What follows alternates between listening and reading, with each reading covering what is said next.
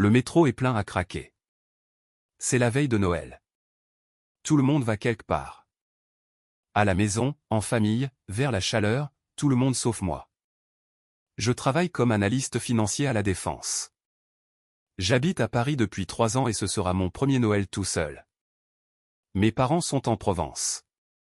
Ma sœur est à Londres. Ils m'ont tous invité. Rentre à la maison, Antoine. Ne reste pas seul. Mais les billets de TGV étaient hors de prix. Prendre des congés était compliqué.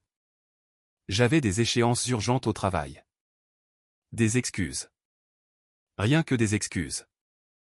La vérité, c'est que je suis fatigué, au bord du burn-out. Et l'idée de me forcer à afficher une mine réjouie pendant 4 jours me paraissait épuisante. Alors, j'ai dit non à tout le monde.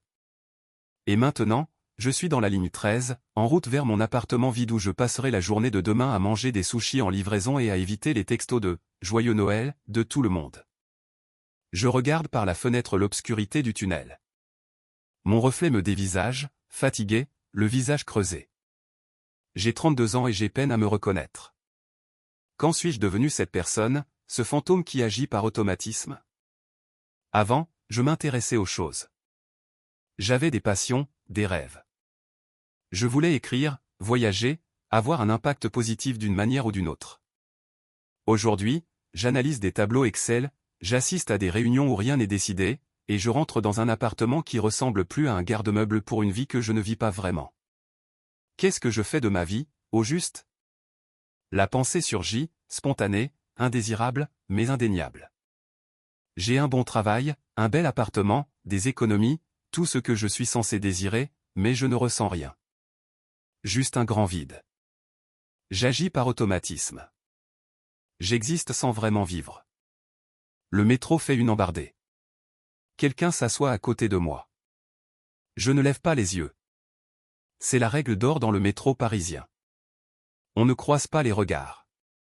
On n'engage pas la conversation. Mais soudain, une voix résonne. Douce. Calme. Tu devrais faire du bénévolat au refuge. Je me fige. Lentement, je tourne la tête. Un homme d'un certain âge, peut-être 65, 70 ans, des cheveux gris, des yeux bienveillants qui semblent lire en moi comme dans un livre ouvert. Il porte un manteau simple, bleu marine, légèrement usé au poignet. Rien de remarquable, si ce n'est qu'il vient de dire exactement ce que je pensais. Pas exactement ce que je pensais, mais la réponse à ce que je pensais. Quoi? Ma voix sort plus rauque que prévu. Le refuge. Il le dit comme si c'était une évidence, comme si nous étions au beau milieu d'une conversation. La maison de l'espoir, sur le boulevard McDonald dans le 19e. Ils ont besoin de bénévoles pour le repas de Noël. Je le dévisage.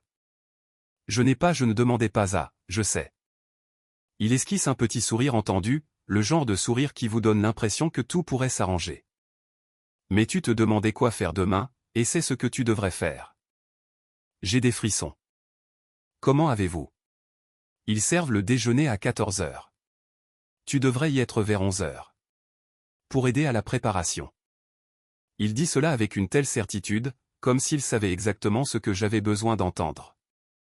Je ne comprends pas. Est-ce qu'on se connaît? Il ne répond pas. Il me regarde simplement avec ses yeux calmes, d'une gentillesse infinie. La maison de l'espoir, répète-t-il. Boulevard McDonald, dans le 19e. Dis-leur que Gérard t'envoie. Le train ralentit. Prochain arrêt. Il se lève. Attendez, commençais-je à dire, mais il marche déjà vers les portes. Ils ont toujours besoin de bénévoles, dit-il par-dessus son épaule. Les portes s'ouvrent. Il sort. Je me penche en avant pour essayer de voir où il va, mais le quai est noir de monde et il a disparu. Simplement disparu. Je me rassieds, le cœur battant à tout rompre. Qu'est-ce qui vient de se passer? Avez-vous déjà rencontré quelqu'un qui a dit exactement ce que vous aviez besoin d'entendre au moment précis où vous en aviez besoin? Avez-vous déjà suivi un conseil mystérieux qui a changé votre vie? Partagez vos réflexions dans les commentaires. Et si vous voulez d'autres histoires sur des rencontres inattendues, des miracles de Noël et la quête de sens, appuyez sur le bouton d'abonnement et la cloche de notification pour ne jamais manquer notre prochaine histoire. Je dors mal cette nuit-là. Je n'arrête pas de repasser la conversation en boucle, si on peut appeler ça ainsi. Comment savait-il que je me posais des questions sur ma journée de Noël? Je ne parlais pas à voix haute. J'en suis certain. Et comment savait-il que je serais seul? Au matin, je me suis convaincu que c'était une coïncidence. Une coïncidence bizarre et troublante.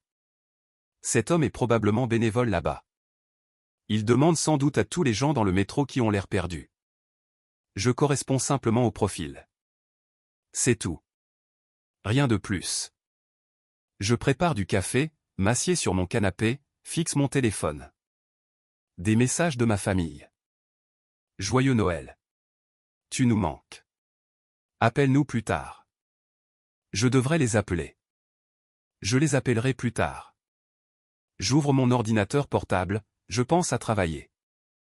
J'ai des rapports que je pourrais terminer, des modèles financiers à mettre à jour, des chiffres à analyser, mais je n'arrive pas à me concentrer. La Maison de l'Espoir, boulevard McDonald dans le 19e. Je cherche sur Google. C'est réel. Un centre d'hébergement familial géré par une association qui sert des repas chauds tous les jours. Déjeuner de Noël servi à 14 heures. Les bénévoles sont toujours les bienvenus. Je lis leur mission, offrir un toit, de la dignité et de l'espoir aux familles en transition. Il y a des photos, des enfants qui sourient, des adultes qui mangent ensemble, des bénévoles qui servent à manger. Je ferme l'ordinateur. Je n'y vais pas. C'est ridicule. Je ne fais pas de bénévolat. Je ne fais pas d'œuvre caritative. Pas parce que je suis une mauvaise personne. Je donne de l'argent. C'est juste que je ne suis pas un homme de terrain. Mais l'appartement est si silencieux. Le silence me pèse sur les tympans.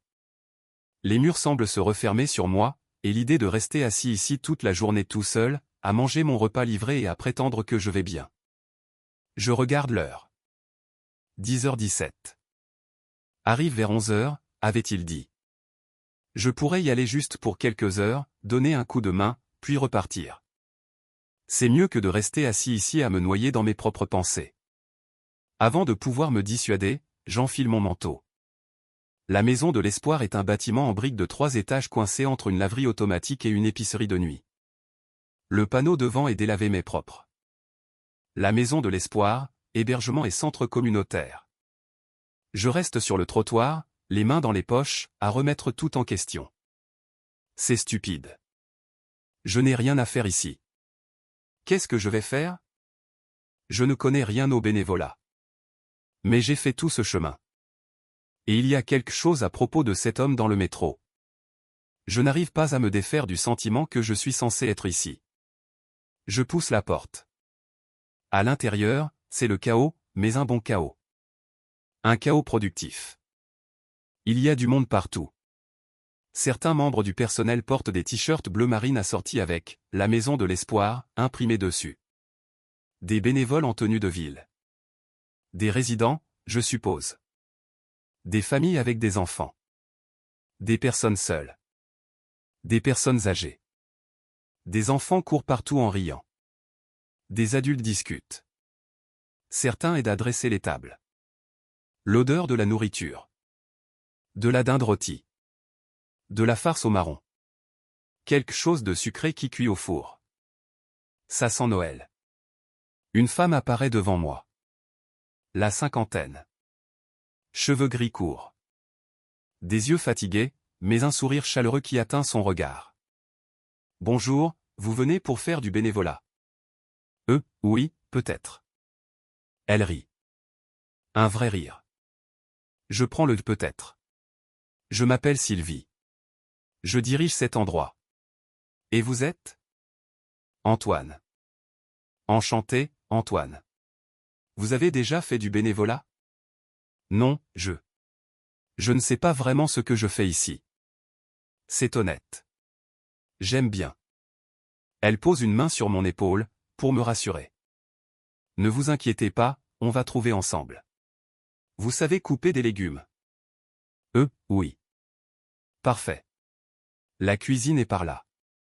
Demandez Camille. Elle vous installera. Elle me serre l'épaule. Et Antoine, merci d'être venu. Ça compte plus que vous ne l'imaginez. Je ne sais pas quoi répondre à cela, alors je me contente d'hocher la tête. Et c'est ainsi que je suis emporté dans le chaos. La cuisine est industrielle. Grande, bruyante, de la vapeur s'échappe des marmites, des minuteurs sonnent, des gens s'affairent avec détermination. 5 ou 6 personnes travaillent, certaines coupent, d'autres remuent, d'autres surveillent les fours. Une femme au comptoir lève les yeux. Au début de la trentaine, les cheveux bruns tirés en une queue de cheval pratique, de la farine sur la joue, des yeux vifs et intelligents qui m'évaluent en 2 secondes. T'es nouveau? Ouais, Sylvie m'a dit de demander Camille. C'est moi. Tu sais te servir d'un couteau? Je devrais m'en sortir. Bien, parce qu'on a environ 20 kilos de légumes à préparer et pas assez de bras. Elle fait glisser une planche à découper vers moi. Un tas de carottes, un couteau très aiguisé. Coupe-les en petits des uniformes pour la farce. D'accord. Et essaie de ne pas te couper. On manque de pansements et on a trop de choses à faire, dit-elle d'un ton pince sans rire. Je n'arrive pas à savoir si elle plaisante. Je commence à couper. Autour de moi, la cuisine bourdonne. Bénévoles et personnel travaillent ensemble. Une adolescente épluche des pommes de terre. Un homme âgé remue une énorme marmite de ce qui ressemble à de la sauce au jus de viande. Un couple d'âge moyen travaille côte à côte sur des haricots verts. Tout le monde a une tâche. Tout le monde sait ce qu'il fait. Sauf moi. Mais personne ne semble s'en soucier. Ils se contentent de travailler. Il y a un rythme, une fluidité. Je me concentre sur les carottes, essayant de les rendre uniformes, comme l'a demandé Camille. Mes coupes ne sont pas parfaites, mais elles sont correctes. Après 10 minutes, Camille inspecte ma planche à découper et hoche la tête une fois. Pas mal. Tu sais vraiment cuisiner en fait. Je sais suivre des instructions. C'est pareil. Elle verse les carottes dans un immense bol en métal, me tend du céleri, un sac de course entier. Continue. Même taille. Je continue. Nous travaillons en silence pendant un moment, mais ce n'est pas inconfortable. Juste concentré. Les bruits de la cuisine remplissent l'espace. Les couteaux sur les planches à découper, l'eau qui coule, les minuteurs qui sonnent, les gens qui s'interpellent. Encore combien de temps pour la dinde? La farce est prête pour le four. Quelqu'un peut ramener du beurre de la chambre froide? C'est un chaos organisé, mais ça fonctionne. Alors, finit par dire Camille, sans lever les yeux des oignons qu'elle est en train d'émincer, qu'est-ce qui t'amène ici? Culpabilité de Noël, ou travaux d'intérêt général imposés par le tribunal? Je ris presque. Un type dans le métro m'a dit de venir. Elle hausse un sourcil, me regarde. Un type dans le métro t'a dit de faire du bénévolat dans un centre d'hébergement, et tu t'es pointé? Quand tu le dis comme ça a l'air bizarre. C'est bizarre. Il était persuasif. Mouais. Elle sourit maintenant. Juste un peu. La première vraie chaleur que je vois d'elle. Eh bien, je suis contente que le mystérieux gars du métro t'ait envoyé. On a besoin d'aide. Noël est notre plus grosse journée. On sert plus de 100 personnes. Ça fait beaucoup. En effet. Elle s'essuie le front avec le dos de la main, laissant une trace de farine. Tu fais ça à chaque Noël, je demande. À chaque Noël, tous les mardis et jeudis aussi, et certains samedis quand je peux. Ça fait beaucoup de temps. Je suis assistante sociale. Ça fait partie de mon travail, mais aussi. Elle s'arrête, regarde autour de la cuisine les gens qui travaillent. C'est important, tu sais. Tu y crois vraiment? Que ça fait une différence? Elle arrête ce qu'elle fait. Me regarde. Me regarde vraiment. Pas toi. Je ne sais pas. Il y a tellement de gens qui ont besoin d'aide. Tellement de problèmes. Qu'est-ce qu'un seul repas va changer? Ils auront de nouveau faim demain. Peut-être. Elle retourne à ses oignons. Mais aujourd'hui, ils n'auront pas faim. Aujourd'hui, ils auront un repas chaud. Ils s'assiéront à une table avec d'autres personnes. Ils auront l'impression d'être à leur place quelque part. L'impression d'être vue. Elle garde le silence un instant. Ce n'est pas rien, Antoine. La façon dont elle prononce mon prénom fait se serrer quelque chose dans ma poitrine. Quand j'ai commencé ce travail, poursuit-elle, je pensais la même chose. Que ce n'était pas suffisant. Que je devrais faire quelque chose de plus grand. Un changement systémique, des réformes politiques, un véritable impact. Qu'est-ce qui a changé? J'ai rencontré une femme qui s'appelait Béatrice. Elle était à la rue depuis 6 mois. Elle est venue un mardi pour le dîner, s'est assise seule, ne parlait à personne. Mais elle est revenue la semaine suivante. Et celle d'après. Finalement, elle a commencé à parler, m'a raconté son histoire, elle a perdu son emploi, puis son appartement, puis son espoir. Camille s'essuie les mains sur un torchon. Je l'ai aidée à demander une aide au logement, je l'ai mise en contact avec une formation professionnelle. 6 mois plus tard, elle avait un appartement, un travail, et elle a commencé à faire du bénévolat ici elle-même. Elle me regarde. Est-ce que j'ai changé le système? Non. Mais j'ai changé la vie d'une personne, et cette personne a changé celle de quelqu'un d'autre. L'effet papillon, tu sais. Je ne sais pas quoi répondre à ça. Alors, je continue à couper du céleri. Vers 13 h, la préparation est terminée. Mes mains sentent l'oignon et l'ail. J'ai mal au dos à force de rester debout. Mais il y a quelque chose de satisfaisant à voir toute la nourriture prête. D'énormes plateaux de farce, des marmites de purée, des haricots verts, de la sauce aux érelles, et 3 magnifiques dindes dorées qui refroidissent sur le comptoir. Sylvie rassemble tout le monde dans la salle à manger. La pièce a été transformée. De longues tables dressées avec des nappes blanches, de vraies assiettes, de vrais couverts en métal, pas de plastique, rien de jetable. On les traite avec dignité, dit doucement Camille à côté de moi. De la vraie vaisselle, des serviettes en tissu. Ça leur donne l'impression d'être des invités, pas des cas sociaux. Il y a peut-être déjà 30 résidents assis. Des enfants rebondissent sur leurs chaises. Des adultes attendent tranquillement en silence. Certains ont l'air nerveux. D'autres fatigués. Tous ont l'air reconnaissants d'être là. Très bien, tout le monde. La voix de Sylvie coupe le bruit. Bienvenue à notre repas de Noël. Nous avons de la dinde, de la farce, de la purée, des haricots verts, du pain, de la sauce, et des bûches de Noël. Plein de bûches de Noël. Quelques personnes applaudissent. Un petit garçon crie « Je veux de la bûche maintenant ».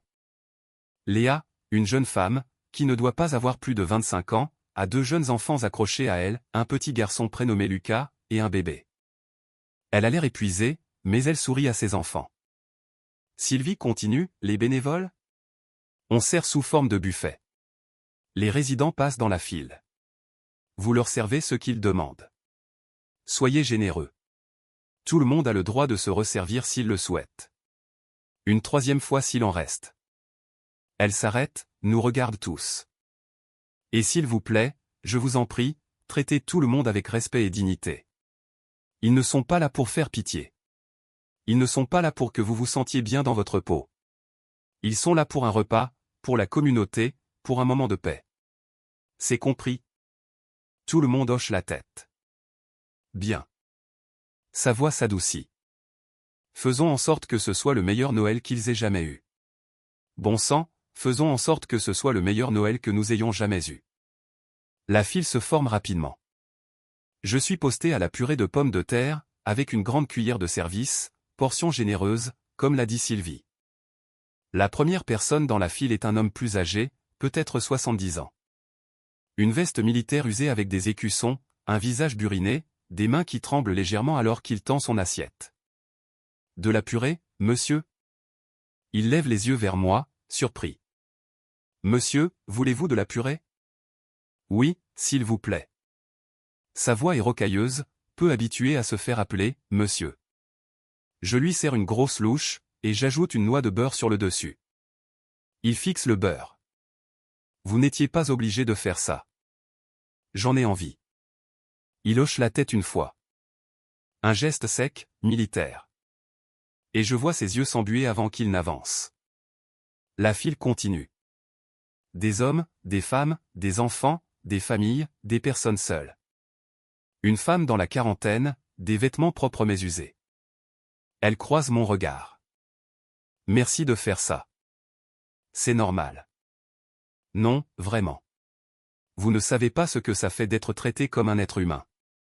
Je ne sais pas quoi dire, alors je lui donne un supplément de purée. La file continue. Un jeune couple, au début de la vingtaine.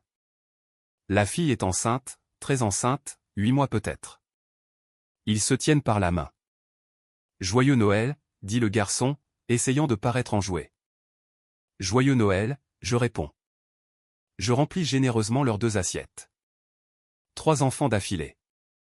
Peut-être 8, 6 et 4 ans. Leur mère suit derrière avec un bébé sur la hanche. Je peux avoir beaucoup de purée, murmure celle du milieu, de grands yeux marrons, une veste rose. Tu peux en avoir autant que tu veux. Je remplis son assiette à ras-bord. Elle sourit de toutes ses dents. Merci. Sa mère, la femme fatiguée avec le bébé, m'adresse un petit sourire reconnaissant. Merci. Je vous en prie. Il s'éloigne et je réalise que je ne suis plus mal à l'aise. Quelque part entre la première personne et la 30e, la gêne a disparu. Ce ne sont pas des sans-abri ou des cas sociaux. Ce sont juste des gens qui traversent une période difficile, qui ont besoin d'aide comme n'importe qui, comme moi si les circonstances étaient différentes. Cette pensée est une vraie leçon d'humilité. À 14h30, tout le monde a été servi. La salle à manger est pleine. Chaque siège est occupé, le bruit des couverts sur les assiettes, les conversations, les rires, les vrais rires. Je regarde une petite fille montrer à sa mère un dessin qu'elle a fait. La mère la serre dans ses bras, les yeux brillants. Je regarde un couple de personnes âgées se tenir la main à travers la table. Ils sont probablement mariés depuis 50 ans, et ils mangent leur repas de Noël dans un foyer d'accueil, mais ils sont ensemble. Je regarde un homme en costume. Oui, un costume. Il mange délicatement. Il a l'air de pouvoir être un banquier, un avocat, quelqu'un avec un vrai travail. Et peut-être qu'il l'était avant que quoi que ce soit ne se produise. C'est un rappel que ça pourrait être n'importe qui. Que c'est n'importe qui. Les bénévoles mangent en dernier. Je m'assois à une table dans un coin avec Camille et 2 autres bénévoles, un étudiant prénommé Maxime et une professeure à la retraite prénommée Monique. La salle est pleine, bruyante, les gens mangent, discutent, nouent des liens. Un homme à la table voisine, au milieu de la trentaine, rasé de près, tient une petite fille sur ses genoux. Il croise mon regard. « Première fois que tu fais du bénévolat, me demande-t-il. Ça se voit tant que ça. T'as le look. Le regard d'un cerf pris dans les phares, comme si tu n'étais pas sûr d'être à ta place. Je ris. Ouais, c'est à peu près ça. Je suis Julien. Voici ma fille, Chloé. Chloé fait un petit signe de la main, timide. Salut, je suis Antoine. Enchanté. Vous dormez ici, demande doucement Camille. Elle le sait déjà, mais elle lui laisse le choix d'en parler. Julien hoche la tête. Ça fait 3 semaines. J'ai perdu mon boulot en septembre. Vague de licenciements dans ma start-up. J'ai rien trouvé d'autre assez vite. J'ai raté le loyer. On a été expulsés. Il dit ça sur un ton neutre, mais j'entends la honte en dessous. C'est temporaire. J'y travaille. Vous allez y arriver, dit Camille. Pas de la pitié, juste de la confiance. Je vous ai vu postuler. Vous allez décrocher quelque chose. Je l'espère. Il regarde Chloé. Elle mange de la purée avec les doigts. Heureuse. Il le faut, pour elle. Sa mère, je demande, avant de le regretter immédiatement. Désolé, c'est parti, dit simplement Julien. Elle est partie quand j'ai perdu mon emploi. Elle a dit qu'elle n'avait pas signé pour ça. Il hausse les épaules. Alors on n'est plus que tous les deux maintenant. Chloé lève les yeux vers lui. Le visage de Julien se décompose l'espace d'une seconde. Puis il sourit, dépose un baiser sur le sommet de sa tête, et je réalise qu'il n'est pas brisé. Il n'est pas pathétique. Ce n'est pas un raté. C'est juste un père dans une situation difficile. Qui fait de son mieux. Qui aime sa fille. Qui se bat pour retomber sur ses pieds, comme n'importe qui le ferait, comme j'espérerais le faire si j'étais à sa place. la honte que j'ai entendue dans sa voix. Elle ne devrait pas être là. Il n'a rien fait de mal. Le système l'a laissé tomber. La vie l'a laissé tomber. Mais il est toujours là, il essaie toujours. Qu'est-ce que tu fais dans la vie, me demande Julien. Analyste financier. Oh, c'est bien. C'est stable. Ouais. Je fais une pause. Mais pour être honnête, je déteste ça. Camille me regarde, surprise. Je passe mes journées à déplacer des chiffres, je continue, pour rendre les riches encore plus riches. Je suis doué pour ça. Je gagne bien ma vie, mais ça ne rime à rien. Pas vraiment. Au moins, tu as un travail, dit Julien. Il n'est pas amer. Il énonce juste un fait. Tu as raison. J'ai de la chance. J'ai beaucoup de chance. Je regarde autour de moi toutes ces personnes. J'ai tenu tout cela pour acquis. Tout ça. Monique, la professeure à la retraite, prend la parole. C'est ce que fait cet endroit. Ça te rend reconnaissant pour ce que tu as. Ça te fait voir ce qui compte vraiment. Ce qui compte vraiment, je demande. La communauté. Le lien. Savoir qu'on n'est pas seul. Elle sourit. Je suis bénévole ici depuis 10 ans. Depuis la mort de mon mari. J'étais perdu. Je ne savais plus quoi faire de moi-même. Cet endroit m'a sauvé tout autant qu'il sauve les gens qui viennent ici chercher de l'aide. Après le repas, les gens s'attardent. Personne n'est pressé de partir. Des enfants jouent dans un coin.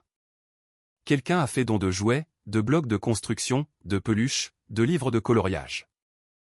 Les enfants jouent comme des enfants partout, poussant des cris, riant, se disputant pour des jouets. Les adultes parlent à voix basse. Certains font la vaisselle. Certains sont assis avec un café. D'autres restent simplement assis, savourant le fait de ne pas être seuls. Quelqu'un a apporté une guitare.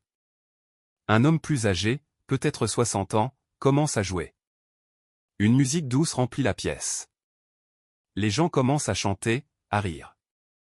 Quelques enfants dansent. C'est magnifique.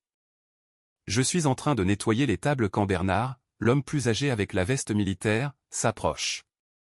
T'as bien travaillé aujourd'hui, fiston. J'ai juste servi de la purée. Tu l'as fait avec respect. Il me regarde avec des yeux qui ont vu des choses dures.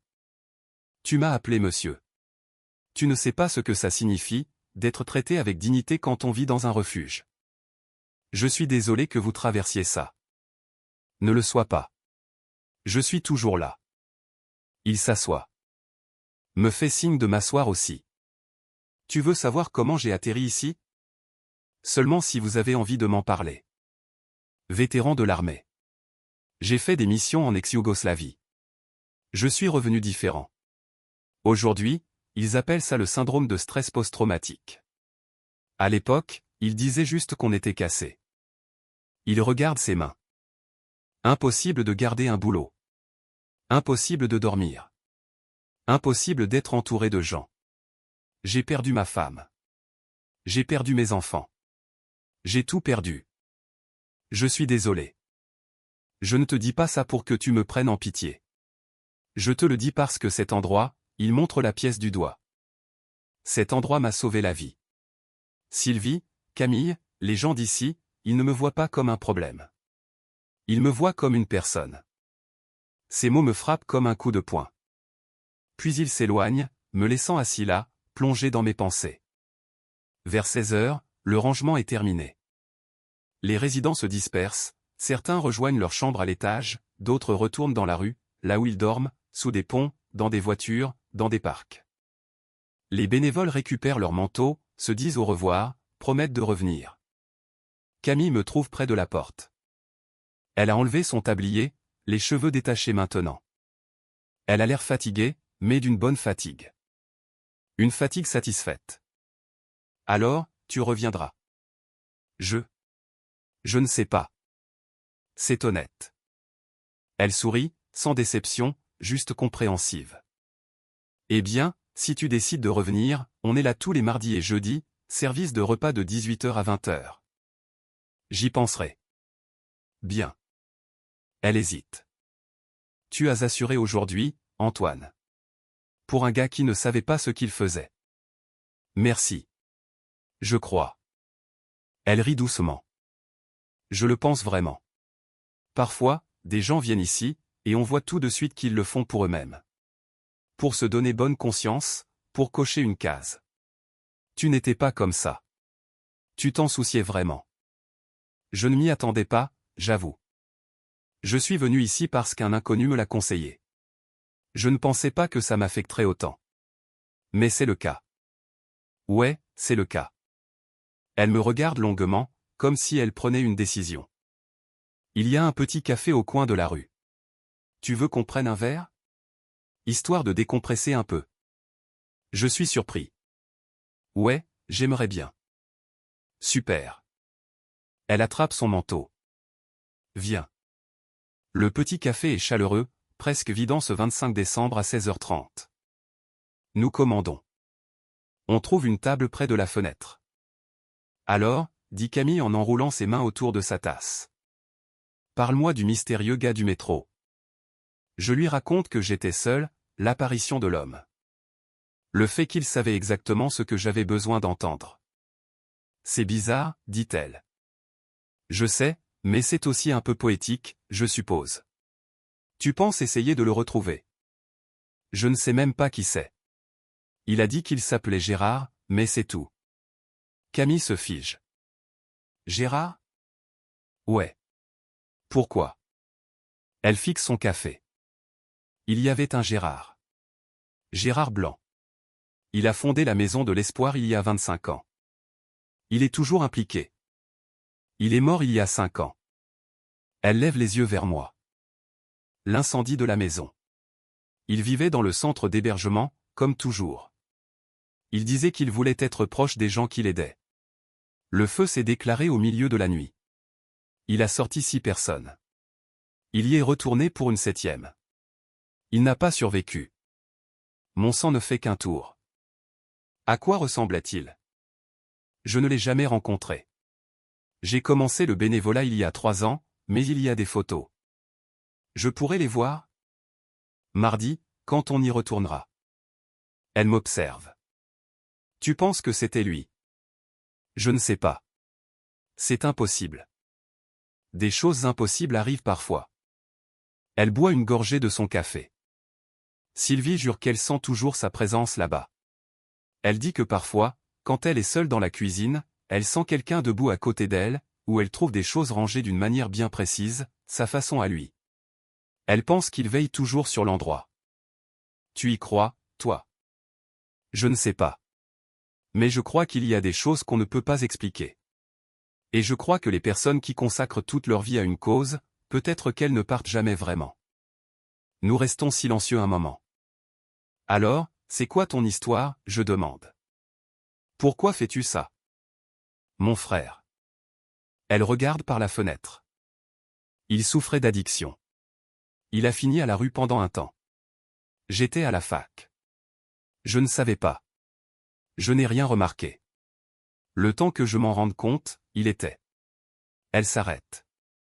Il est mort seul dans une ruelle. Camille, je suis tellement désolé. Je n'arrête pas de me dire que si quelqu'un l'avait vu, non pas comme un toxico ou un SDF, mais comme un être humain qui avait besoin d'aide, il serait peut-être encore là. Elle me regarde.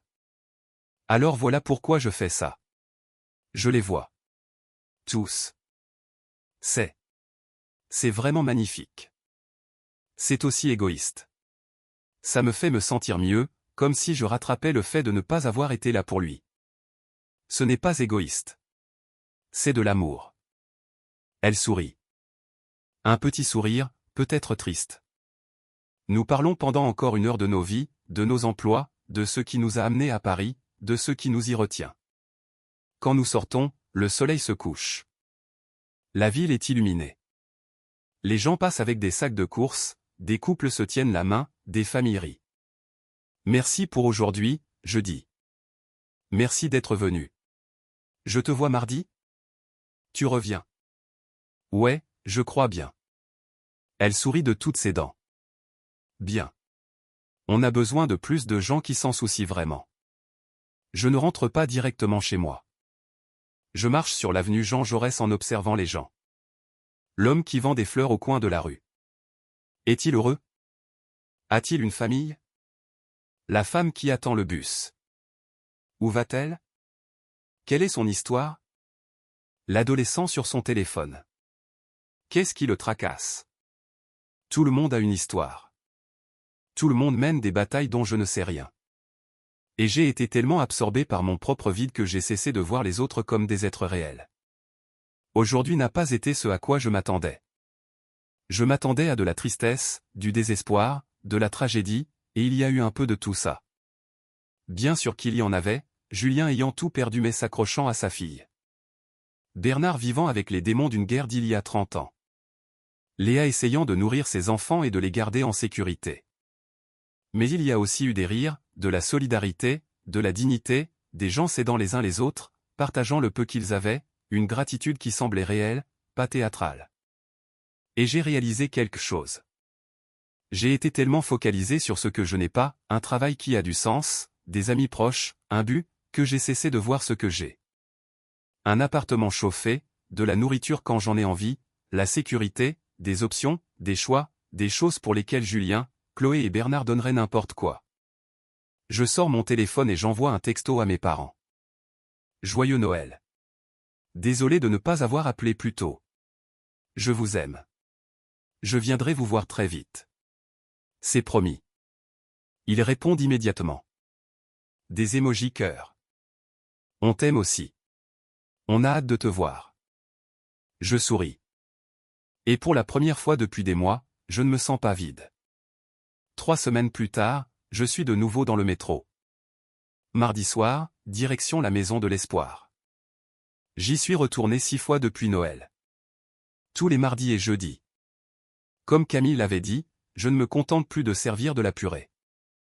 J'aide à la préparation, je dresse les tables, je parle aux résidents, j'apprends les prénoms, les visages, les histoires. Julien a décroché un emploi à temps partiel dans un entrepôt, mais c'est un début. Lui et Chloé emménagent dans un logement de transition la semaine prochaine. Il a pleuré quand il me l'a annoncé. Des larmes de joie. Léa, la jeune maman avec Lucas et son bébé, a été acceptée dans un programme de formation pour devenir assistante médicale. Elle commence en janvier. Je vais réussir à faire quelque chose de ma vie, m'a-t-elle dit. Mes enfants seront fiers de moi. Bernard a encore du mal. Certains jours sont plus difficiles que d'autres, mais il sourit souvent. Il parle davantage. Il a postulé pour un programme de logement pour anciens combattants. Il dit qu'il a peut-être une chance. Et Camille, on a pris un café 4 fois maintenant. La semaine dernière, on s'est promené au but de Chaumont. On a juste marché et parlé pendant 3 heures. Nous sommes tous les deux un peu cassés à notre manière, mais peut-être que les gens brisés se trouvent, s'aident à guérir. Je crois qu'elle est peut-être la personne la plus intéressante, sincère et belle que j'ai jamais rencontrée. Je pense à tout ça, au nouveau travail de Julien, au rire de Camille, à la façon dont ma vie semble si différente maintenant, quand je le vois. L'homme du métro, même siège, même manteau, même expression calme et entendue. Mon cœur s'arrête. Je me faufile dans la rame bondée, passant devant des gens qui envoient des textos, qui lisent, qui fixent le vide. Je m'assois à côté de lui. C'est vous. Il me regarde, sourit comme s'il m'attendait. Bonjour, Antoine. Vous connaissez mon prénom. Tu me l'as dit il y a 3 semaines. Non, je ne l'ai pas fait. On s'est à peine parlé. Il ne conteste pas. Il me regarde simplement avec ses yeux d'une gentillesse infinie. Des yeux auxquels j'ai beaucoup pensé. Des yeux que je vois parfois quand je suis à la Maison de l'Espoir en train d'aider. Comment saviez-vous, je demande. Ce jour-là dans le métro. Comment saviez-vous ce que j'avais besoin d'entendre? Tu avais l'air perdu. Les gens perdus ont besoin d'une direction. Mais comment saviez-vous que la Maison de l'Espoir était la bonne direction? Il ne répond pas directement. C'était le cas? Oui. Bien. Mais j'ai besoin de savoir, qui êtes-vous? On s'est déjà rencontrés? D'une certaine manière. Il se lève. Le train ralentit. Comment était ton Noël? C'était une révélation. Et maintenant je suis bénévole. 2 fois par semaine. J'apprends le nom des gens, leur histoire. J'aide. Pas avec de l'argent, mais avec du temps, avec de la présence, en les considérant vraiment. Et Camille? Je me fige. Comment savez-vous pour? Elle est spéciale. Ne la laisse pas s'échapper. Je n'y compte pas. Je me lève aussi. Qui êtes-vous? Juste quelqu'un qui croit aux secondes chances, aux âmes perdues qui retrouvent leur chemin. Il se dirige vers les portes. Continue de t'y rendre, Antoine. C'est tout ce qui compte. Attendez. Je le suis. Je vous reverrai? Il regarde par-dessus son épaule et, l'espace d'un instant, je jure que ses yeux ont l'air différents. Plus jeune, plus vieux, quelque chose au-delà de l'humain. La maison de l'espoir a toujours besoin de bénévoles, Antoine. Il sourit. Les portes s'ouvrent. Il descend sur le quai. Je le suis, jouant des coudes parmi les gens, essayant de ne pas le perdre de vue. Mais la foule est dense.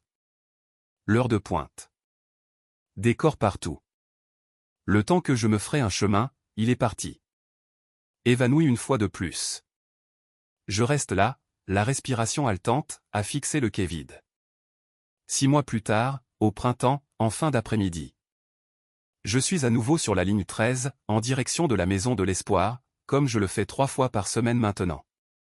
Camille et moi sommes officiellement ensemble. Pas seulement des cafés, de vrais rendez-vous, des cinémas, des restos, de longues marches, de longues conversations sur la vie, les rêves et l'avenir. Julien et Chloé ont un logement permanent maintenant. Il est à temps plein à l'entrepôt, il met de l'argent de côté, il fait des projets d'avenir.